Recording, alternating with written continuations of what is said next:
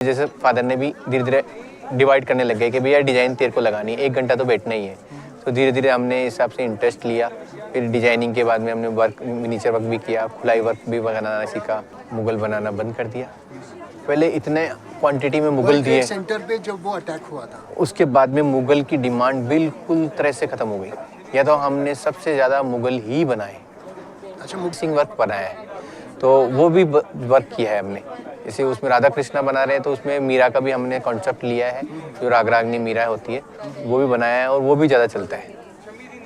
तो detailing work इतना नहीं हो पा रहा है, कारण क्या है, डिजिटल मार्केटिंग जो आ गया ना, वो डिजिटल मार्केटिंग जितना भी हम डिटेल डालेंगे तो उसमें आज की तारीख में मजदूरी जो हम दिहाड़ी बोलते हैं, तो हम 800 से 1000 रुपये नहीं मिले तो हमारा घर खर्च नहीं चल पाता। उसके अंदर 4 जने होते हैं पीछे खाने वाले। तो अभी जो डिटेलिंग वर्क कर रहे हैं ना, ये धीरे धीरे लुप्त हो जाएगा मेरे हिसाब से। कारण क्या बताऊँ, जैसे मजदूरी महंगी होती जा रही है, इसमें जितना भी डिटेलिंग वर्क कर रहे हैं मैं मेरे बच्चों को नहीं सिखा पा रहा हूँ, कारण ये इसमें मजदूरी नहीं पड़ पाती। अब मेरी उम्र 42 हो चुकी है, अब मैं ज़्यादा से ज़्यादा 2-5 साल और कर लूँगा जब तक मेरी आई छोटे छोटे। और फिर पुराने स्टाम्प्स होते हैं हमारे किशनगढ़ के ओरिजिनल, जो अभी पट्टे में जो पहले ओरिजिनल डॉक्यूमेंट थे उसकी फ़ोटोकॉपी लगने के बाद में ये पट्टा गवर्नमेंट से पट्टा होने के बाद में जो मकान की सेफ्टी हो जाती है और आजकल पट्टा वैलिड है, उससे लोन वगैरह मिलता है, तो वो उस कागज़ की कोई वैल्यू।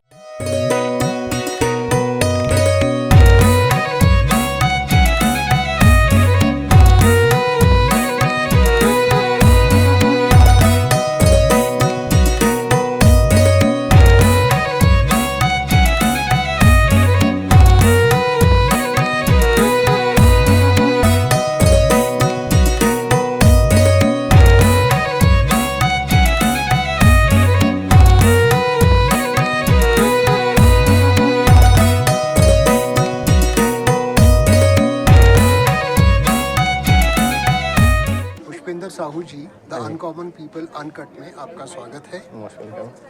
आज हम आपसे बात करेंगे आपकी मिनिएचर पेंटिंग्स के बारे में। ठीक है सर। आप ये बताइए कि आपने मिनिएचर पेंटिंग्स करना कब शुरू किया, या ये आपका पुश्तैनी भित्ति चित्र बनाना आपका पुश्तैनी का काम था, आपने वहाँ से सीखा? इसके बारे में विस्तार से बताइए, आपने कब शुरू किया और कहाँ से शुरू किया, और अब कितने साल आपको बनाते हुए हो गए? मैं जैसे मेरे फादर भी वर्क कर रहे हैं, जैसे मैं बचपन में स्कूल जाता था तो उस समय गर्मियों की छुट्टियों में जब फ्री होते थे तो वर्क, गर्मियों की छुट्टियों में जब फ्री होते थे, जब फादर के पास में ज़्यादा काम का लोड होता था तो उस समय जो पेंटिंग्स के अंदर डिज़ाइनिंग वगैरह लगानी होती है, ओनली ऑर्नामेंट्स, जो फर्स्ट में ओनली ऑर्नामेंट्स लगाना सिखाया। ओनली ब्रश को कैसे प्रेशर देना है, किस टाइप में क्या वर्क करना है, तो ओनली ब्रश पकड़ना प्लस प्रेशर देना, ओनली उस टाइप में मैंने पूरा धीरे धीरे पहले ओनली टिमकी लगाते थे, उसको हम ओनली डॉट्स बोल सकते हैं, जो बारीक से बारीक डॉट्स होता है वो डॉट लगाना सिखाया। उससे हमको ये अनुभव हुआ कि कितना प्रेशर देना है, ब्रश से कितना वर्क करना है। ज़्यादा प्रेशर देने से मोटी होगी और हल्का रखने पे थोड़ा सा बारीक बनेगी, और पतला रखने से मोटी बन जाती है, और कलर को भी उस हिसाब से उसको सेट करना पड़ता था। तो ये धीरे धीरे अनुभव हुआ, फिर उस हिसाब से हमने डिज़ाइनिंग निकालना स्टार्ट किया। फिर धीरे धीरे फादर ने डिज़ाइनिंग वर्क कराया, फिर लाइनिंग खींचना सिखाया। इसी तरह से धीरे धीरे जैसे स्कूल में समय मिलता था, जिसे जाने के बाद में फादर के पास लोड होता था काम का, ये वर्क करना है, ये करना है, तो धीरे धीरे जैसे फादर ने भी धीरे धीरे डिवाइड करने लग गए कि भैया डिज़ाइन तेरे को लगानी है, 1 घंटा तो बैठना ही है। तो धीरे धीरे हमने इस हिसाब से इंटरेस्ट लिया। फिर डिजाइनिंग के बाद में हमने वर्क, मिनीचर वर्क भी किया, खुलाई वर्क भी बनाना सीखा। ये फिर लाइनिंग से सीखा आपने? कौन सी जगह थी? जो किशनगढ़ी है, मेरा विलेज है। अच्छा, वहीं पे अजमेर, अच्छा। राजस्थान, अजमेर डिस्ट्रिक्ट पड़ता है। किशनगढ़ के बनी ठनी जाके फेमस पेंटिंग्स है। 350 साल आर्ट पुरानी है। पहले हमारे हर घर में पेंटिंग हुआ करती, जैसे मेरे को जानकारी मिली है कि पहले पुश्तैनी राजा महाराजा को टाइम भी पूरा पेंटिंग्स हुआ करता था। तो फिर फादर ने भी, पहले हमारा दूसरा काम था, फिर फादर ने वर्क सीखा जयपुर जाके, फिर हमारा धीरे धीरे फिर इस टाइप से मैं भी वर्क करने लग गया। अभी सारे जने वर्क हम वही कर रहे हैं। आप पहाड़ी और राजस्थानी राजपूताना जो मिनिएचर्स हैं वो बनाते हैं, या मुगल भी बनाते हैं आप मिनिएचर्स? मुगल तो बहुत बनाए थे। जब से वर्ल्ड ट्रेड सेंटर हुआ, जब से मुगल की डिमांड ख़त्म हो गई, मुगल बनाना बंद कर दिया। पहले इतने क्वांटिटी में मुगल दिए सेंटर पे जब वो अटैक हुआ था, उसके बाद में मुगल की डिमांड बिल्कुल तरह से ख़त्म हो गई। या तो हमने सबसे ज़्यादा मुगल ही बनाए। अच्छा, मुगल में कौन कौन से मुगल कोर्ट सीन्स होते हैं, कोर्ट सीन सीन होते हैं, फाइटिंग वाला होता है, टाइगर्स में जो शिकार वाली पेंटिंग बोलते हैं हम उसको।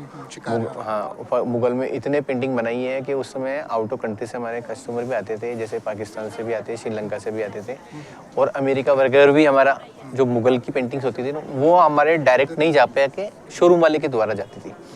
तो मुगल की डिमांड तो बहुत रहती थी। इसके बाद में वर्ल्ड ट्रेड सेंटर बनने बाद में मुगल बिल्कुल ही अवॉइड करने लगे और मुगल की डिमांड धीरे धीरे खत्म हो गई। आज की तारीख में मेड से मांगोगे तो 10 पेंटिंग मेरे पास मुगल की नहीं है। और आप बनाना भी नहीं चाहते?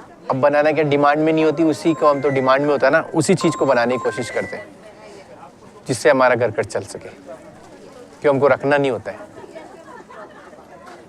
तो ये जो मिनिएचर में जैसे शिवा हैं, राधा कृष्णा हैं, और भी जैसे कांगड़ा शैली के जो भित्ति चित्र हैं, मिनिएचर पेंटिंग्स हैं, या गुलेर शैली के जो भित्ति चित्र हैं, या बशौली आर्ट है जम्मू एंड कश्मीर का, आपने उस तरह की भी बनाने की कोशिश की है? जैसे हमने कांगड़ा शैली तो बनाई है, जैसे राग रागनी मीरा भी हमारे उधर बहुत अच्छा चलता है और यहाँ पे कांगड़ा शैली के नाम से जाना जाता है। उसके अंदर हमने कांगड़ा शैली में हमारा किशनगढ़ स्कूल में फेसिंग वर्क बनाया है, तो वो भी वर्क किया है हमने।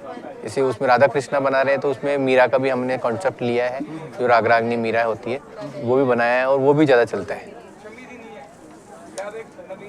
लोगों को भित्ति चित्रों में जैसे लोग खरीदते हैं तो क्या पसंद आता है? क्या सबसे ज़्यादा लोग मिनिएचर पेंटिंग्स में खरीदना चाहते हैं? पहले तो सर हमारे जैसे राजस्थान का सबसे फेमस है जो राजस्थानी पैलेस वगैरह का, और राजस्थानी डोली लेके जा रहे हैं, वीडिंग प्रोसेशन हो गया, ये सबसे ज़्यादा ट्रेंड में है। फिर उसके बाद में अभी जो धार्मिक प्रवृत्ति चल रही है 2-3 सालों से, मैं कम से कम बता रहा हूँ 5 साल से जो धार्मिक प्रवृत्ति धीरे धीरे बढ़ रही है, उस हिसाब से भगवान की पेंटिंग्स और भगवान के प्रति बहुत जागरूक हुए हैं। और हमें राधा कृष्णा की पेंटिंग्स हो गई, अपने श्रीनाथ जी की पिछवाई पेंटिंग्स हो गई, इसमें ज़्यादा डिमांड हुई है। और जैसे नॉर्मल में लेना चाहें तो जैसे फुल फ्लावर वाला होता है तो वही पिछवाई पेंटिंग में आता है, जो जिसको कोई भगवान में अवॉइड हो या राजस्थानी अवॉइड हो तो वो फ्लावर वाला पेंटिंग्स या काऊ वाला पेंटिंग लगा रहे हैं। तो ज़्यादातर अभी धार्मिक के अंदर ज़्यादातर धार्मिक वाली ज़्यादा पेंटिंग चल रही है। जैसे 7वीं शताब्दी में बंगाल में पॉल्स ने ये मिनिएचर पेंटिंग देवताओं की शुरू करवाई, वहाँ पे होती थी, ठीक है ना। पश्चिमी भारत में 12वीं से 16वीं शताब्दी में ये होता था। फिर 15वीं शताब्दी में पर्शियन आर्ट का इन्फ्लुएंस था हमारे मिनिएचर्स पे। तो आपको क्या लगता है कि मिनिएचर आर्ट जो अब किस तरफ जा रहा है, क्या इन्फ्लुएंस उस पर ज़्यादा है, किस चीज़ का प्रभाव ज़्यादा है मिनिएचर पेंटिंग्स पे? मिनिएचर पेंटिंग में ज़्यादातर तो डिटेलिंग वर्क इतना नहीं हो पा रहा है, कारण क्या, डिजिटल मार्केटिंग जो आ गया ना, वो डिजिटल मार्केटिंग जितना भी हम डिटेल मालेंगे तो उसमें आज की तारीख में मजदूरी जो हम दिहाड़ी बोलते हैं, तो हम 800 से 1000 रुपये नहीं मिले तो हमारा घर खर्च नहीं चल पाता। उसके अंदर 4 जने होते हैं पीछे खाने वाले। तो अभी जो कितना भी मिनिएचर वर्क कर लो उसके अंदर ये डिजिटल मार्केटिंग है, फोटो कॉपी निकल जाता है डिजिटल से, तो वो हमने जैसे 2 से 4 दिन लगा दे तो हमारी कॉस्टली हो जाती है पेंटिंग 5000 4000 की। तो उसके बाद में उनको फोटो कॉपी निकाल के लोग बाग उस तरह से बेच देते हैं, तो सामने वाला जो इसकी कदर करने वाला है वो तो ढूंढने से भी बहुत कुछ मुश्किल से मिलता है हमको। तो इसकी फोटो कॉपी लगाने से फिर क्या, वो आर्ट धीरे धीरे लुप्त होने के चांसेस है। जितनी ज़्यादा डिटेलिंग वर्क नहीं कर पा रहे, नॉमिनल टू वर्क करके वही सेलिंग में ले रहे हैं। ये जो बहुत सारे जो मिनिएचर पेंटिंग्स होती हैं वो रागों पे आधारित भी होती हैं, है ना। तो आपने कौन कौन सी ऐसी पेंटिंग्स बनाई हैं जो मल्हार पे हो या दूसरे रागों पे हो, और वसंत पे जब मौसम होता है तो उस तरह की भी कुछ पुरानी पेंटिंग्स हैं जो कई विदेशों के संग्रहालयों में रखी हुई हैं जो भारत से गई है? हाँ, तो आपने कुछ ऐसी ज़्यादातर हमने राग रागनी का नाम सुना होगा, जो कांगड़ा शैली में आती है मीरा, उसके अंदर 12 मासा बोलते हैं हम उसको। हर महीने का जो सब्जेक्ट होता है उसके हिसाब से हमने सब्जेक्ट बुक्स में से लिया हुआ है। उसके अंदर बारिश वाला भी होता है, विदाउट बारिश में भी होता है। उसमें सारे राग रागनी जो आप बता रहे हो बाला माला होती है, उसमें सारे सब्जेक्ट होते हैं। जैसे हमने हमारे किशनगढ़ के पास में एक बूंदी किला है, बूंदी किले में भी राग रागनी का और प्लस मीरा का सब्जेक्ट बनाया हुआ है। उसमें से हमने कैटलॉग लेके उसमें भी बनाया है। जैसे डिमांड होती है ना वैसे बनाते हैं। इसका 12 मासा का एक सब्जेक्ट है, तो हर सब्जेक्ट का अलग अलग होगा, वो भी बनाया है। तो ये मीरा के ऊपर और कांगड़ा शैली में पूरा बनाया है, जो सब्जेक्ट वाइज पेंटिंग्स है। ये जो मालवा, मेवाड़ और बूंदी, कोटा, किशनगढ़, अम्बेर, इनकी अलग शैली है क्या? हाँ जी, इसकी अलग शैली है। जैसे भी अपन मैं बात करना चाह रहा हूँ, राजस्थान के अंदर हर 100 किलोमीटर के एरिया के बाद में बोली शैली प्लस फेस कटिंग जी। वो चेंज होती है। जैसे बोली कटिंग में हमारे राजस्थान में चल जाओ, जयपुर अजमेर में ये वाली बोली है, फिर मारवाड़ में चल जाओगे तो अलग से आएगी, जयपुर चल जाओगे 6 वाली बोली आएगी। उस हिसाब से जैसे आपने आर्ट के बारे में बात कर रहे हैं, मेवाड़ शैली में थोड़ा फेसिंग कट चेंज आता है, हमारे किशनगढ़ शैली में आइस लंबी होती है, नोज़ लंबा होता है, उसके अंदर जो जैसे अपन जोधपुर भीलवाड़ा उधर चल जाएंगे तो उसमें होठ लंबे होते हैं। तो ये सब ये शैली वाइज पेंटिंग्स होती है, उसमें हर शैली में उसमें चेंजिंग होता है। आपको सबसे अच्छा पेंट करना क्या लगता है मिनिएचर में? जैसे हमारे ज़्यादातर तो हम बनी ठनी पेंटिंग्स प्लस राधा कृष्णा की मिनीचर वर्क कर रहे हैं। अब ये मैं चाह रहा हूँ कि जितना भी डिटेलिंग वर्क कर रहे हैं ना, ये धीरे धीरे लुप्त हो जाएगा मेरे हिसाब से। कारण क्या बताऊँ, जैसे मजदूरी महंगी होती जा रही है, इसमें जितना भी डिटेलिंग वर्क कर रहे हैं मैं मेरे बच्चों को नहीं सिखा पा रहा हूँ, कारण ये इसमें मजदूरी नहीं पड़ पाती है। अब मेरी उम्र 42 हो चुकी है, अब मैं ज़्यादा से ज़्यादा 2-5 साल और कर लूँगा जब तक मेरी आइज़ जिंदा है। बारीक वर्क तो जब तक ही हो पाएगा। अभी मेरे फादर हैं 72 के, अभी उनसे बारीक वर्क नहीं हो पाता है। पहले उन्होंने बहुत बारीक वर्क बनाए, जी जी। अब उन्होंने ओनली फॉर भरने का काम, फिलिंग वगैरह वो वर्क कर रहे हैं और बाकी का काम मिनीचर हम कर रहे हैं। अब जैसे मेरी भी उम्र डलने के बाद में आगे कोई वर्क करने वाला नहीं है, क्योंकि मेन इसकी क्या मजदूरी नहीं मिल पाती है। जहाँ आर्टिसन को जो भी वर्क सेलिंग के लिए होता है ना, तो जहाँ पे फॉरनर है तो इसको आर्ट को लेना चाह रहे हैं और हम यहाँ पे बेचने के लिए भटक रहे हैं, तो इसको सही प्लेटफॉर्म नहीं मिल पाता है, सही जगह हम नहीं पहुँच पाते। मेन मकसद से इसलिए इसकी प्राइस नहीं मिल पाती है। ओनली 950 का हम पेंटिंग बेच रहे हैं और वहाँ पे डॉलरों में बिक रहा है। ये जो मैंने बहुत सारी आपकी पेंटिंग्स देखी मिनिएचर, बहुत खूबसूरत है और बहुत ही महीन काम है। कुछ एक में थोड़ा सा जो गोल्ड का इफेक्ट आता है वो भी है, शायद आपने उसमें पेंट किया है। और कुछ मैंने देखा कि जैसे वो कोट के पेपर होते हैं ना, उस पर भी आपने पेंटिंग्स की हैं, बनाई है और पोस्ट कार्ड्स पे भी बनाया है। तो इनके बारे में थोड़ा सा बता दीजिए। जैसे कस्टमर से और फॉरनर वगैरह उनको कुछ नया चाहिए, तो हमको कुछ आइडिया आया कि भैया ये मिल गए। जैसे पुराने पोस्ट कार्ड्स मिले थे पहले, तो पुराने पोस्ट कार्ड पे पेंटिंग बना दी कुछ अलग हटके, वे एनिमल्स वगैरह राधा कृष्ण का छोटे छोटे। और फिर पुराने स्टाम्प्स होते हैं हमारे किशनगढ़ के ओरिजिनल, जो अभी पट्टे में जो पहले ओरिजिनल डॉक्यूमेंट थे उसकी फ़ोटोकॉपी लगने के बाद में ये पट्टा गवर्नमेंट से पट्टा होने के बाद में जो मकान की सेफ्टी हो जाती है और आजकल पट्टा वैलिड है, उससे लोन वगैरह मिलता है, तो वो उस कागज़ की कोई वैल्यू नहीं होती है, तो हमने उस डॉक्यूमेंट को उस पेंटिंग में यूज़ किया। जो ये एक तरह के स्टाम्प पेपर है, ये ओरिजिनल स्टाम्प्स हैं, वो कलेक्ट करके उस पर पेंटिंग बनाई है। जी जी। आपको क्या लगता है कि आने वाले 10 सालों में देश में जहाँ जहाँ भी मिनिएचर पेंटिंग्स होती है, जैसे बशौली आर्ट है जम्मू कश्मीर, जम्मू में होता है, या कांगड़ा है या गुलेर है, तो ये इसका भविष्य आपको अच्छा नहीं लग रहा है? नहीं, भविष्य जहाँ भी टूरिस्ट आ रहा है ना, वहाँ पे ये आर्ट कभी ख़त्म नहीं होगी।